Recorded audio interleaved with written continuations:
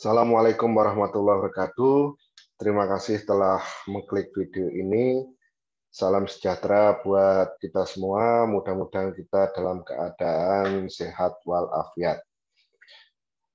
Baik, pembelajaran kali ini adalah tentang gambar teknik dengan mata materi instalasi air bersih dan instalasi air kotor. Jadi meskipun judul mata kuliah kita adalah gambar teknik, akan tetapi kita harus mengetahui terlebih dahulu sebelum akhirnya kita praktek, mengetahui terlebih dahulu apa yang mesti kita gambar. Nah, ini adalah materi-materi secara teknis seperti apa instalasi air bersih dan instalasi air kotornya.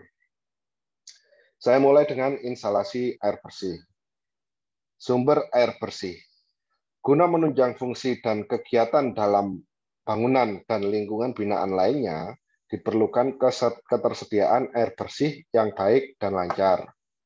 Ya. Kemudian sumber-sumber air bersih pada umumnya adalah pertama PDAM, ya kalau di perkotaan ya perusahaan daerah air minum. Kalau di Surabaya ini sebelah kanan ini adalah tower PDAM, di mana di atasnya ini di dalamnya ini ada air bersih hasil olahan yang siap untuk dialirkan secara gravitasi kepada pelanggan-pelanggan. Kemudian sumur dangkal. Ini kalau Anda lihat yang tengah ini adalah sumur dangkal, dia bisa 12 plus 9 atau berapa yang jelas di bawah 50 meter atau di bawah 40 meter bahkan ya.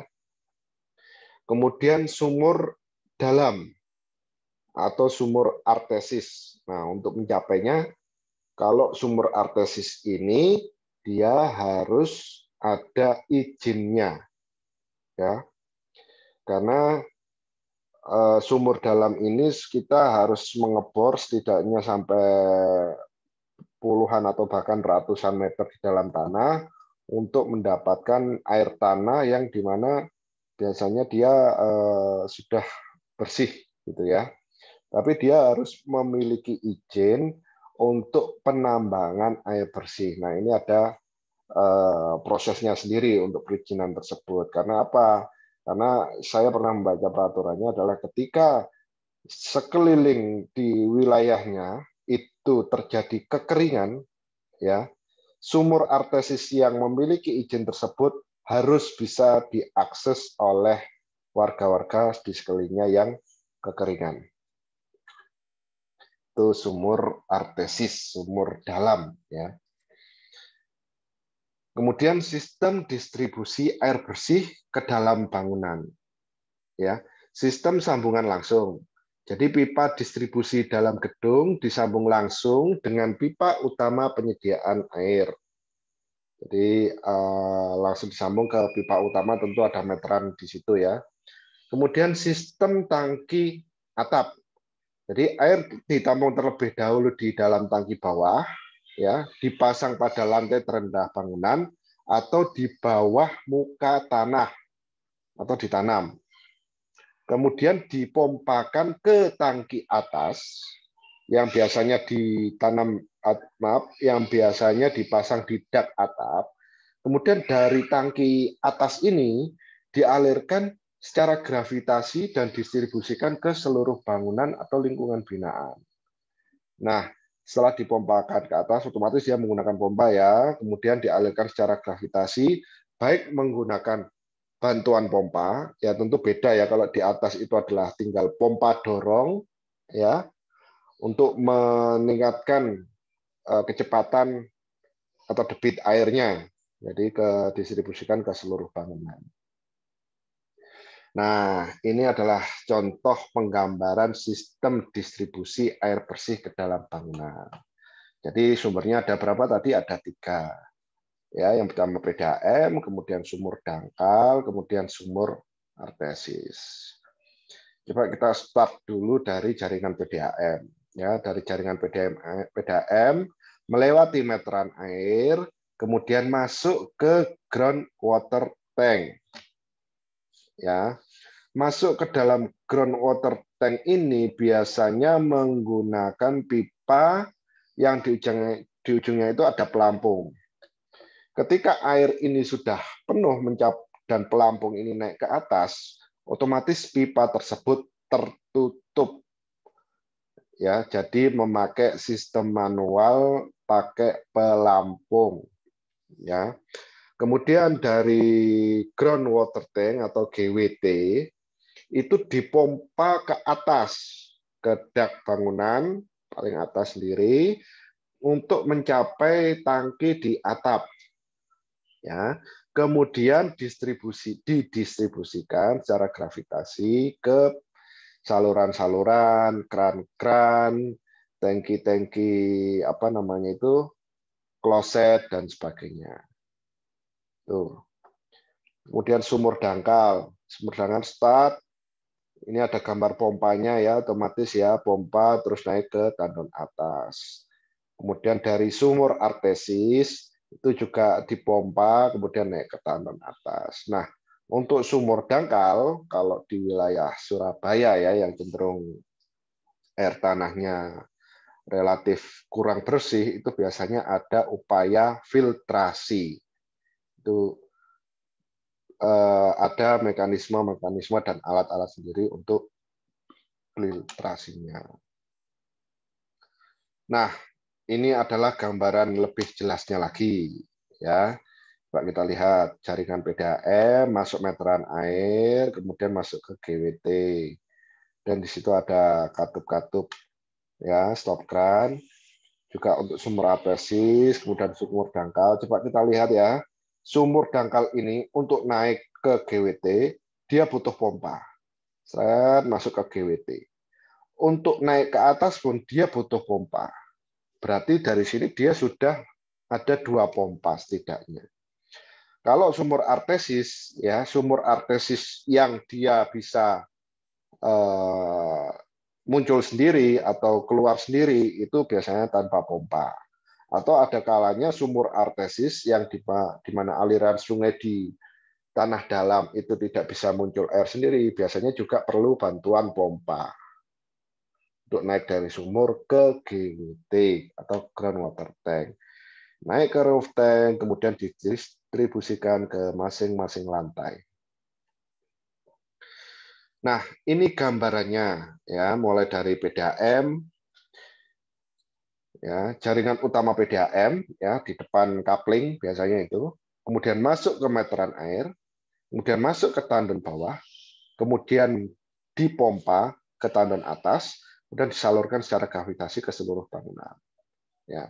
Kemudian dari sumur dangkal, ini dalam kurung letaknya minimal 10 meter dari sumur resap. Sumur resap itu sumur resap buangan tumpahan daripada septic tank.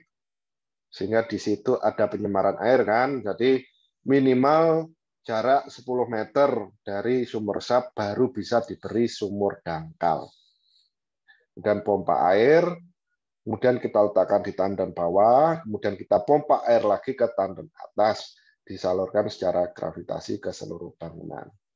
Begitupun sumur artesis, langsung ke tandon bawah, kemudian pompa air ke tandon atas, dan disalurkan secara gravitasi ke seluruh bangunan. Jadi seperti itu ya. Kalau ada pertanyaan, Pak, kenapa kok mesti ada tandon atas, gitu kan? Kan kita kan sebenarnya juga bisa dari tandon bawah itu kemudian dipompa langsung ke kran-kran, ke kamar mandi, ke kran cuci piring dan sebagainya. Itu bisa, memang bisa.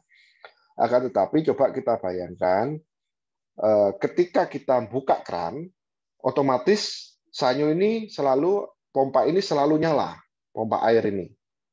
Sehingga sangat tidak nyaman ketika kita buka nih gitu pompanya menyala dan kita matikan mati.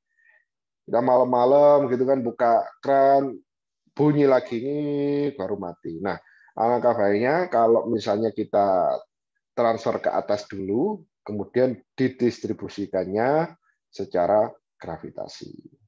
Kemudian di tandon atas itu juga ada sistem namanya radar. Kalau istilah lapangannya ya, di mana dia ada 2 pelampung ya, ada 2 pelampung, di mana ketika air mencapai pelampung paling atas, maka listrik akan mati. Jadi ini disambungkan ke stop kontak pompa, ya. Ketika kemudian air turun berkurang karena pemakaian mencapai pelampung yang bawah, ya, ini memicu untuk menyalakan listrik, menyalakan stop kontak, sehingga pompa yang ada di bawah di lantai paling dasar itu nyala untuk mengisi kembali air di tandon atas. Jadi seperti itu ya. Silahkan diulang-ulang apabila penjelasan saya kurang bisa dipahami. Dan meteran PDAM. Nah, ini ada persyaratan teknis sedikit. Meteran PDAM harus mudah dijangkau karena akan selalu dilakukan pengecekan penggunaan volume air secara rutin. Ini seringkali ya petugas PDAM minta pengecekan ada tidaknya gangguan teknis atau ada tidaknya pelanggaran ya ke anomali dan sebagainya. Kemudian pemasangan pompa air harus ke tandon bawah, ya. Jadi pemasangan pompa air harus ke tandon bawah. Jadi nyedotnya itu ke tandon bawah dan tidak boleh dipasang setelah meteran air. Karena apa? Kalau pompa ini nyedot dari meteran air langsung, maka akan mengganggu kelancaran distribusi bagi pelanggan lainnya. Selain itu, riwayat pemakaian volume itu bisa bias. Karena apa? Bisa jadi yang kesedot itu angin, tetapi di putaran meteran PDAM kan ada kitiran itu tetap muter meskipun itu hanya angin gitu juga, sehingga menyebabkan seakan-akan pemakaian airnya tinggi. Tuh. Kemudian tandon air atas berfungsi untuk mendistribusikan air secara gravitasi sehingga menghemat penggunaan listrik. Jadi yang saya sampaikan tadi, kita kan biar tidak perlu begitu kita nyalakan pompa, begitu kita nyalakan keran, biar tidak perlu pompa itu nyala. Untuk bangunan rumah tinggal, ya, pendistribusian air bersih menggunakan pipa-pipa kecil dengan diameter di bawah atau sama dengan 1 inch. Dari tandon bawah ke tandon atas menggunakan pipa 3/4 sampai 1 inch, sedangkan untuk distribusi penyalurannya menggunakan pipa 3/4 sampai setengah inch. Tergantung banyak tidaknya ruangan. Biasanya kalau semakin banyak pendistribusiannya, dia menggunakan pipa 3/4 sampai 1 inch juga. Kemudian output keran air itu biasanya ada yang 3/4, ada yang setengah inch. Ya. Namun keran yang lebih banyak di pasaran dan biasanya lebih bagus-bagus itu yang setengah inch. Jadi yang lebih banyak dijual di pasaran itu yang setengah inch. Jadi kalau Anda merencanakan sebuah keran, itu mending Anda rencanakan pipanya menggunakan setengah inch. Meskipun misalnya jalur distribusinya itu menggunakan 1 inch atau 3/4 inch, tetapi di ujung keran ini Anda menggunakan shock drat setengah inch untuk agar bisa dipasang keran setengah inch. Itu. Jadi dalam menggunakan sumur dangkal seperti yang saya jelaskan tadi, maka letak sumur minimal 10 meter dari sumber resap air kotor. Bisa juga air dari sumur dangkal difilter terlebih dahulu agar air yang dihasilkan lebih baik. Ya. Kemudian tandon bawah atau groundwater tank harus bebas dari pori-pori, sehingga terhindar dari kemungkinan masuknya air tanah yang dapat menurunkan kualitas air dalam tandon. Ya, jadi GWT yang tertanam di dalam tanah itu sebisa mungkin terhindar dari intrusi air tanah, ya, utamanya Surabaya ini di mana air tanahnya sangat dangkal, Anda kali 1 meter atau 1,5 meter sudah muncul air, itu jangan sampai air sekeliling tersebut itu bisa masuk ke tandon air karena bisa mengkontori dan mencemari air dalam tandon. Kemudian GWT maupun tandon atas ya diusahakan mudah untuk diakses. karena kepentingan pembersihan secara berkala. Oke, kita masuk tugas. Gambar instalasi air bersih rumah tinggal. Jadi buatlah instalasi atau jaringan air bersih atas rumah tinggal yang kemarin Anda gambar itu. Kemudian skala gambarnya 1:50. Sebelah kiri adalah contohnya, di mana Anda meteran air, kemudian naik ke atas, ada pompa, dan sebagainya. Penjelasannya sebagai berikut. Ya. Buatlah kembali denah rumah Anda 1:50, namun tidak perlu atau tanpa keterangan ruang dan level lantai. Jadi ruang dan level tidak perlu dicantumkan, juga tidak perlu arsiran dinding. Tidak perlu arsiran dinding. Akan tetapi posisi jendela itu perlu. Posisi jendela, pintu jendela itu tetap perlu, tapi tidak perlu arsiran dinding. Karena apa? Instalasi dalam dinding itu sebisa mungkin kita harus tidak menabrak di mana posisi jendela, kan? Oke. Kemudian buatlah instalasi atau jaringan air bersih pada rumah tinggal yang telah Anda gambar menggunakan garis putus-putus warna biru. Nah, seperti bawah kanan ini. Garis putus-putus warna biru.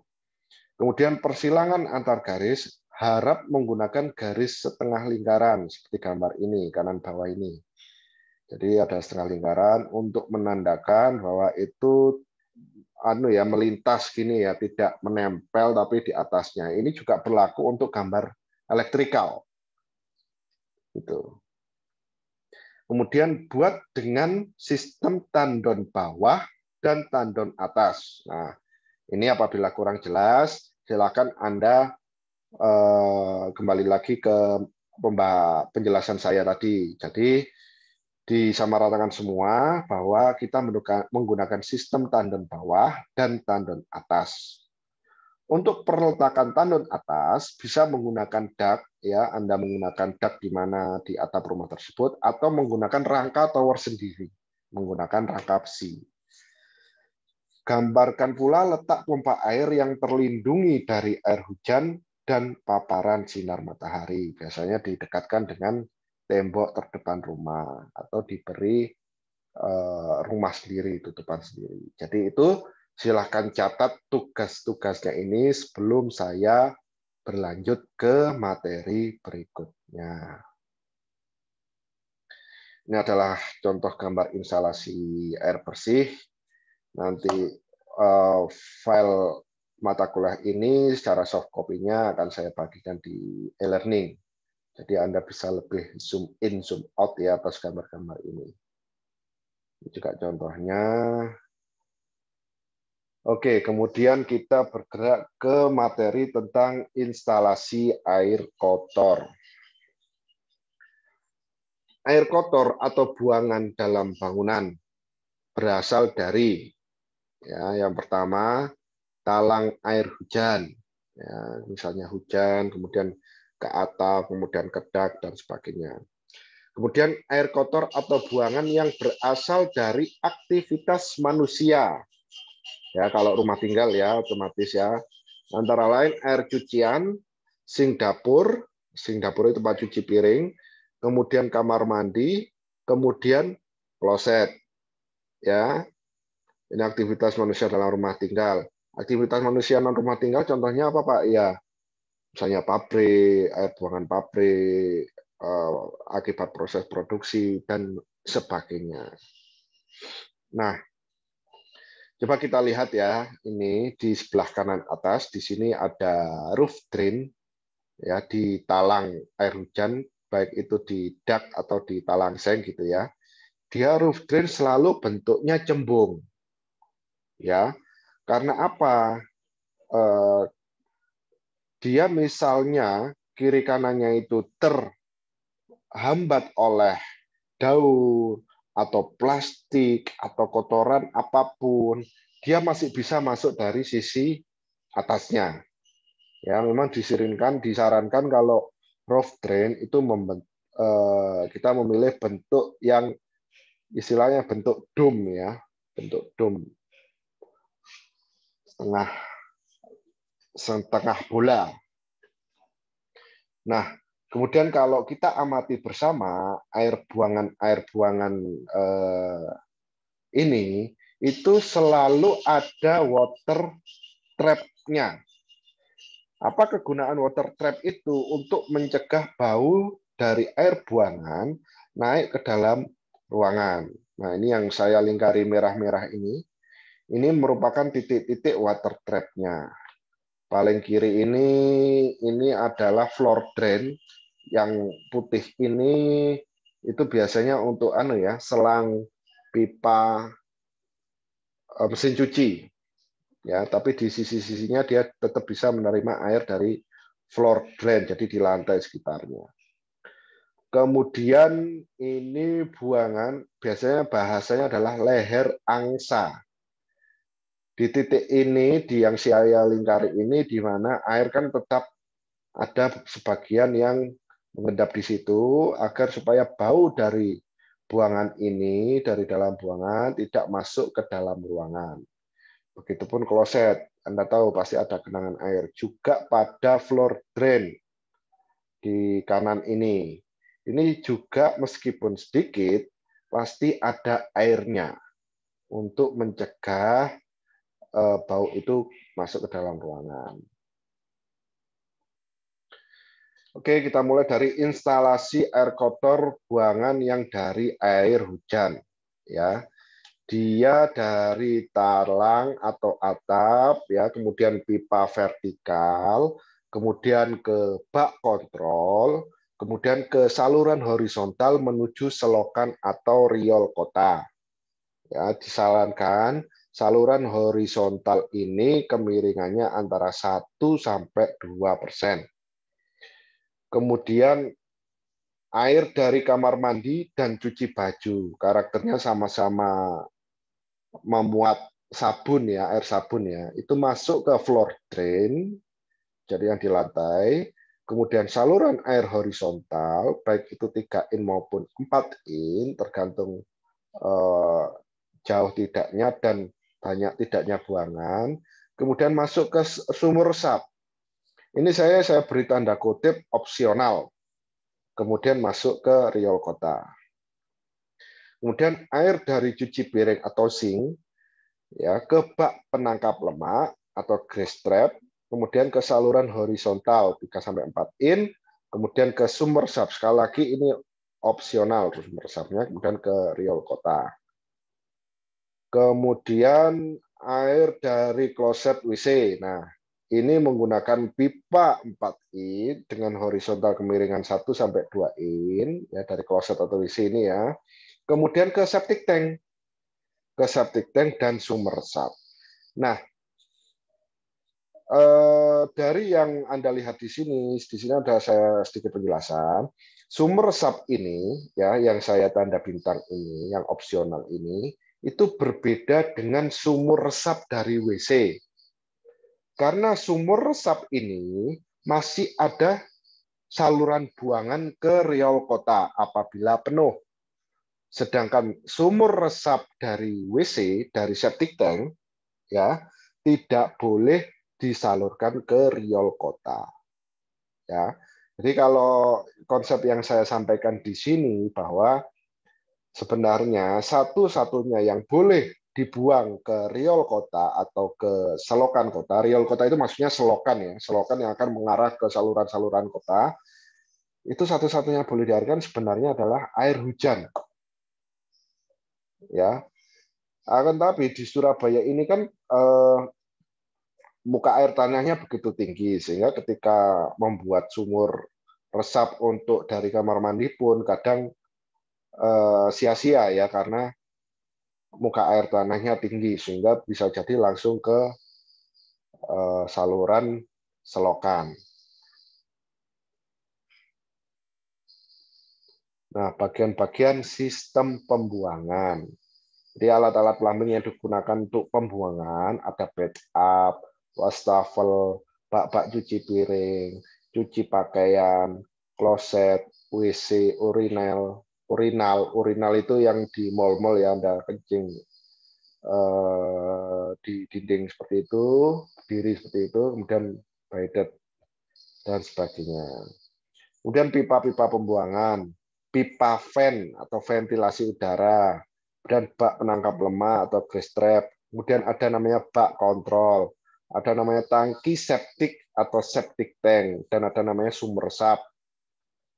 Kemudian ada namanya pompa pembuangan. Nah, pompa pembuangan ini biasanya pada bangunan tinggi yang memiliki basement. Jadi ketika air kotor itu tertampung pada suatu wadah, dia harus dibuang. Akan tetapi bagaimana caranya ketika pembuangannya itu, level pembuangannya itu lebih tinggi dari tempat penampungan tersebut, maka dia harus dipompa agar bisa dibuang.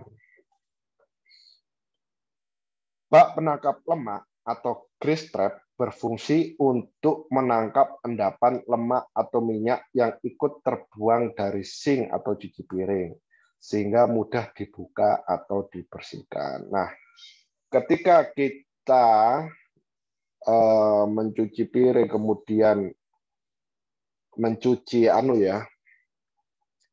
wajan, di situ kan juga ada bekas-bekas minyak dan sebagainya, kemudian lemak-lemak dari pencucian daging dan sebagainya, itu akan mengendap. Ya, mengendap, kita sediakan medianya, tempatnya, grease trap namanya. Jadi seperti bak kontrol, ya. Kemudian kita bisa bersihkan itu, mengambil endapan-endapan lemak secara berkala. Kemudian bak kontrol adalah bak penampung air di persimpangan pipa. Ya, jadi ketika pipa itu ada persimpangan secara horizontal gitu ya, kita bisa membuat bak kontrol apabila ya namanya bak kontrol adalah fungsinya ya fungsi kontrol. Ya, siapa tahu ada kotoran atau sumbatan air. Kita bisa membuka bak kontrol tersebut untuk kemudian kita solusikan bagaimana caranya untuk menghilangkan sumbatan tersebut. Ya, clean out.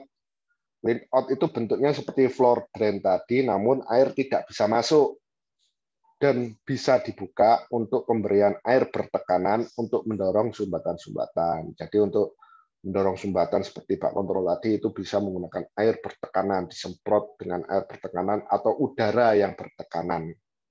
Ya, tekanan tinggi maksudnya. Kemudian pipa ventilasi, di sini di kanan atas ini ada pipa vent ya. Ini sebenarnya tidak perlu sampai 4 in, bisa jadi hanya minimal 2 atau 1 in minimal paling minim. Itu berfungsi untuk mencegah agar udara dalam pipa tidak terjebak atau vakum sehingga aliran buangan menjadi lancar.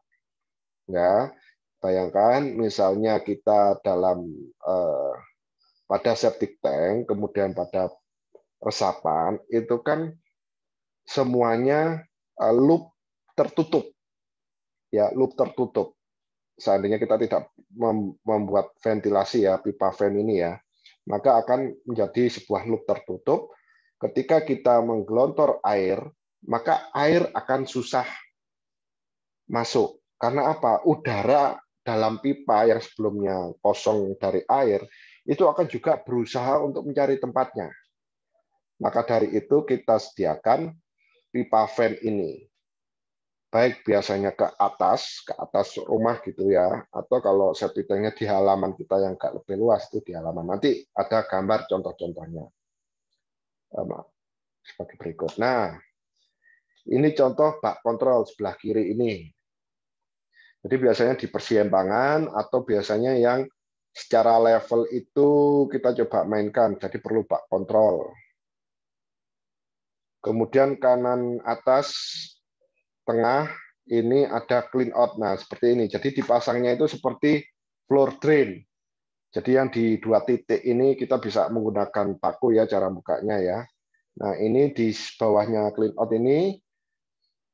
Jadi ada air atau udara bertekanan, misalnya ada sumbatan, ini ditiupkan di situ. Ditiup atau disemprotkan. Kemudian untuk mendorong sumbatan-sumbatan.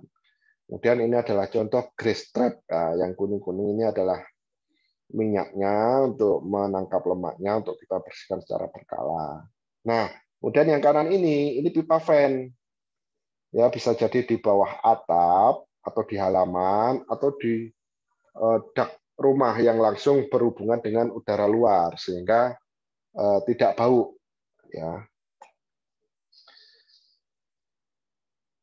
Kemudian bagian-bagian sistem pembuangan. Ya. Jadi shaft, ya, shaft adalah ruang khusus untuk utilitas pipa dan kabel, ya, yang sifatnya menurus dari lantai atas ke bawah. Ya, ini lantai ketiga ke atas, lantai 3 ke atas, ya, jumlah bangunan dengan 3 lantai ke atas disarankan untuk memakai shaft dan dilengkapi dengan pintu atau jendela untuk pengontrol. Ya, di apartemen-apartemen, hotel, bangunan kantor yang bertingkat banyak itu biasanya ada namanya ruangan shaft. Jalur shaft pipa dan kabel hendaknya dipisah atau diberi sekat yang tentu tahan air. Bayangkan kalau misalnya suplai air tersebut ternyata jebol, otomatis akan menyebabkan konsleting listrik apabila tidak dipisahkan. Kemudian untuk pipa horizontal buangan dari WC atau kloset diusahakan langsung menuju septic tank. Apabila terpaksa ada tekukan, sambungannya disarankan menggunakan pipa elbow. Maksud kami apa? Jadi dari kloset tersebut, ya, dari kloset tersebut, septic tank di sini dia langsung menuju septic tank. Jangan ada tekuan-tekuan. Ataupun kalau ada tekuan, setidaknya pipanya menggunakan elbow yang lengkung. Lengkung seperti itu. Kemudian kemiringan pipa horizontal datar minimal adalah 1%, yang artinya tiap 1 meter berjalan itu turunnya 1 cm. Maaf, tiap 1 meter jalan itu turunnya 1 cm. Jadi tiap 1 meter turunnya 1 cm. Itu contoh kemiringan pipa horizontal. Kemudian saluran tertutup dalam gedung sebaiknya dilengkapi dengan bak kontrol setiap 4 meter. Ya, untuk mencegah atau untuk mengantisipasi misalnya ada sumbatan-sumbatan. Kemudian saluran terbuka dalam tapak dapat menggunakan buis beton setengah lingkaran. Nah, ini adalah contoh posisi shaft. Ya, contoh posisi shaft. Di kuning-kuning kiri bawah ini sepertinya adalah contoh gambar apartemen, ya. Ini pasti di sini ada shaft dan pintu shaftnya itu ke luar, ke sisi bawah. Coba Anda lihat di sini ada isi dalam shaft itu sangat rumit sekali, ya, dalamnya, ya. Baik, bersambung ke pertemuan berikutnya tentang masih air kotor, septic tank, sumber resap, dan sebagainya. Terima kasih atas pertemuan hari ini dan terima kasih atas atensinya. Mohon maaf apabila ada kekurangan. Assalamualaikum warahmatullahi wabarakatuh.